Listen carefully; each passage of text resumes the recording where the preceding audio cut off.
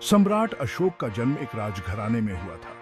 उनके दादा चंद्रगुप्त मौर्य ने मौर्य साम्राज्य की नींव रखी थी। अशोक के पिता बिंदुसार ने इस साम्राज्य को और भी विशाल बनाया। अशोक एक आलीशान जीवन में पले बढ़े। उन्होंने युद्ध कला और प्रशासन सीखा। वो एक बुद्धिमान और महत्वाकांक्षी राजकुमार थे। किंवदंतियां अशोक की शक्ति और साहस का वर्णन करती हैं। वो एक कुशल योद्धा के रूप में जाने जाते थे। कुछ कहानियां उन्हें एक क्रूर और महत्वाकांक्षी युवक के रूप में वर्णन करती हैं। हालांकि आगे चलकर उनके जीवन में एक नाटकीय मोड़ आया। अशोक का प्रारंभिक जीवन ने उन्हें आगे आने वाली चुनौतियों और विजयों के लिए तैयार किया। एक शासक के रूप में उनकी यात्रा ने उन्हें एक किंवदंती में बदल दिया। अशोक का राजगद्दी तक का रास्ता आसान नहीं था। कई और दावेदार थे। शाही परिवार के भीतर शक्ति संघर्ष और झगड़े आम थे। अशोक को अपनी योग्यता साबित करनी थी। उन्होंने युद्ध लड़े और अपनी सैन्य कौशल का प्रदर्शन किया। कड़े संघर्ष के बाद वो विजयी हुए। अंततः अशोक मौर्य साम्राज्य के सम्राट बने। उन्हें एक विशाल और शक्तिशाली राज्य विरासत में मिला। उनकी महत्वाकांक्षा साम्राज्य का और विस्तार करना थी। उन्होंने नए क्षेत्रों को जीतने के लिए सैन्य अभियान शुरू किए। अशोक के शासनकाल के शुरुआती वर्ष विजय और विस्तार से चिह्नित थे। उन्हें क्या पता था, एक गहरा बदलाव उनका इंतजार कर रहा था। कलिंग युद्ध अशोक के जीवन का एक महत्वपूर्ण मोड़ था। कलिंग भारत के पूर्वी तट पर एक स्वतंत्र राज्य था। अशोक ने इसे जीतकर मौर्य शासन के अधीन लाने की इच्छा की। कलिंग का युद्ध एक भयंकर और खूनी संघर्ष था। दोनों पक्षों को भारी नुकसान हुआ। मौर्य सेना विजयी हुई, लेकिन यह जीत एक भयानक कीमत पर मिली। अशोक ने युद्ध की भयावहता को अपनी आंखों से देखा। युद्ध के मैदान को देखकर उनके मन में रिमोर्स और दुख भर गया।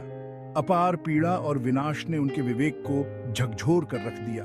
कलिंग युद्ध ने अशोक को बहुत प्रभावित किया। इसने युद्ध और विजय के प्रति उनका दृष्टिकोण बदल दिया। उन्होंने हिंसा की निरर्थकता और इससे होने वाले कष्ट को महसूस किया।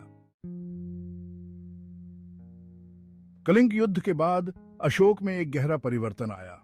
उन्होंने हिंसा का त्याग कर दिया और बौद्ध धर्म अपना लिया। बुद्ध की शिक्षाओं ने उन्हें बहुत प्रभावित किया। उन्होंने शांति, करुणा और अहिंसा के सिद्धांतों में सांत्वना और मार्गदर्शन पाया। अशोक का बौद्ध धर्म अपनाना उनके जीवन का एक महत्वपूर्ण मोड़ था। उन्होंने खुद को शांति और सद्भाव को बढ़ावा देने के लिए समर्पित कर दिया।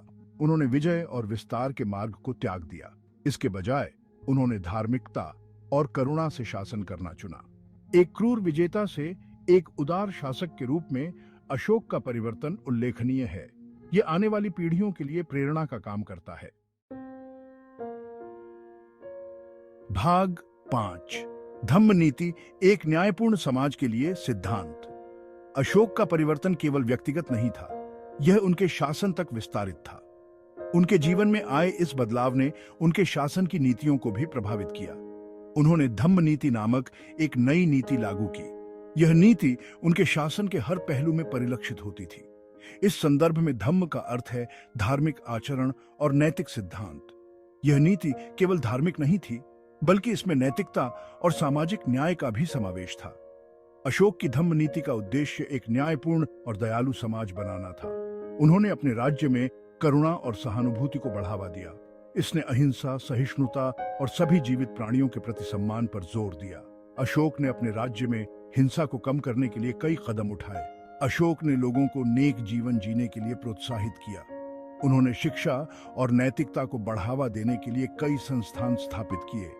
उन्होंने जानवरों के प्रति दया और बड़ों के प्रति सम्मान को बढ़ावा दिया। उनके शासन में जानवरों की देखभाल और वृद्धों की सेवा को विशेष महत्व दिया गया। उन्होंने समाज कल्याण और अपनी प्रजा के कल्याण की वकालत की। अशोक ने अपने राज्य में कई सार्वजनिक कल्याण योजनाएं शुरू की। उनकी धम्म नीति ने भौतिक धन से अधिक नैतिक मूल्यों के महत्व पर जोर दिया। उन्होंने अपने राज्य में नैतिकता और ईमानदारी को सर्वोपरि रखा। शासन के प्रति इस अनोखे दृष्टिकोण ने अशोक को इतिहास में एक उल्लेखनीय शासक बना दिया।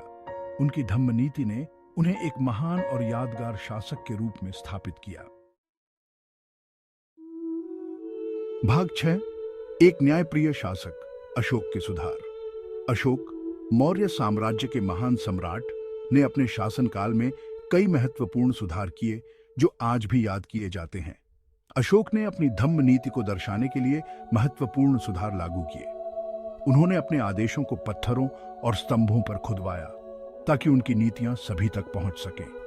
उन्होंने अनावश्यक पशु बलि पर रोक लगा दी और शाकाहार को बढ़ावा दिया।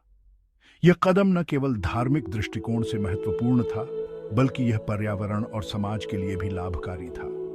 उन्होंने इंसानों और जानवरों दोनों के लिए अस्पताल बनवाए। यह उस समय के लिए एक क्रांतिकारी कदम था जो उनकी करुणा और सभी जीवों के प्रति उनकी चिंता को दर्शाता है। उन्होंने सड़कों में सुधार किया और यात्रियों के लिए विश्राम गृह बनवाए। इससे व्यापार और यात्रा में सुविधा हुई और लोगों के जीवन में सुधार आया।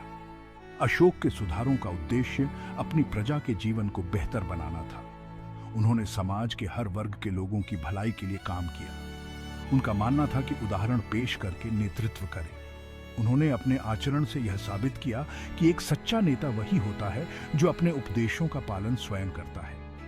उन्होंने जो उपदेश दिया उसका पालन स्वयं किया। उनके जीवन का हर पहलू उनके सिद्धांतों का प्रतिबिंब था।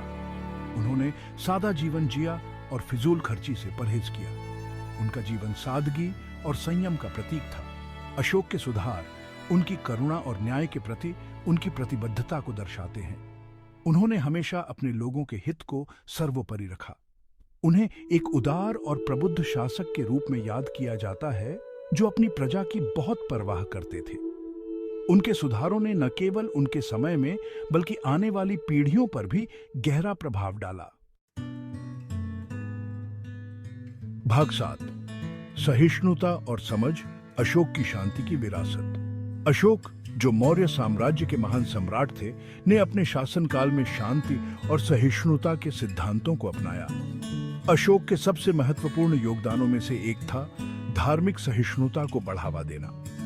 उन्होंने यह सुनिश्चित किया कि उनके साम्राज्य में सभी धर्मों को समान सम्मान मिले। उनका मानना था कि सभी धर्मों और आस्थाओं का सम्मान करना चाहिए। उन्होंने विभिन्न धार्मिक समुदायों के बीच संवाद को बढ़ावा दिया और यह सुनिश्चित किया कि सभी को अपनी आस्था का पालन करने की स्वतंत्रता हो। उन्होंने विभिन्न समुदायों के बीच संवाद और समझ को प्रोत्साहित किया। अशोक ने अपने दरबार में विभिन्न धर्मों के प्रतिनिधियों को आमंत्रित किया ताकि वे एक दूसरे के विचारों को समझ सकें और आपसी सम्मान बढ़ा सकें। उन्होंने अपने पूरे साम्राज्य में स्तंभों और चट्टानों पर शिलालेख खुदवाए। इन शिलालेखों में धार्मिक सद्भाव और आपसी सम्मान पर जोर दिया गया था। इन शिलालेखों में धार्मिक सद्भाव और आपसी सम्मान पर जोर दिया गया था। अशोक के ये शिलालेख उनके शासनकाल के दौरान और उसके बाद भी लोगों के लिए प्रेरणा का स्रोत बने रहे।